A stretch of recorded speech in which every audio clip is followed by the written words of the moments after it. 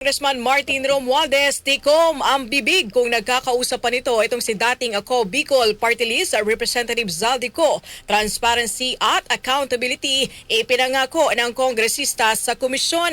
Ang kasama natin sa balitang yan si Rajuman Chill Emprido. RMN Live Reports!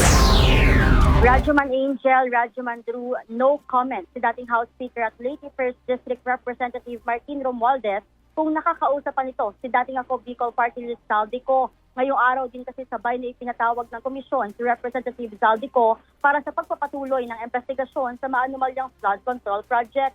Iginiit ni Romualdez ang layunin nitong makatulong sa paglalantad ng katotohanan sa nasabing issue.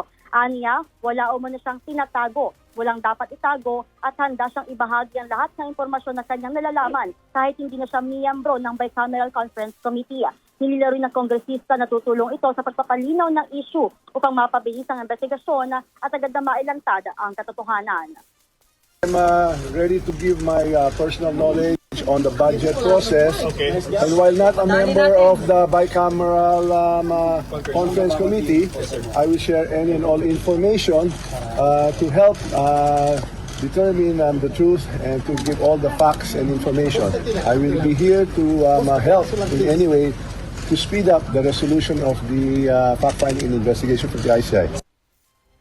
Nagpasalamat naman si Romualdez sa imbitasyon ng ICI habang hanggang sa ngayon ay no-show pa rin si Zaldico sa komisyon sa kabila ng sabina na ipinadala ng ICI noong pang isang linggo. Samantalo, bago mag-alas 12 ngayong tanghali ay umalis na rin sa tanggapan ng Independent Commission for Infrastructure si Congressman Martin Romualdez. Kasama mo si DZXL RMN Manila, Rajuman Chill Emprido sa Top RMN.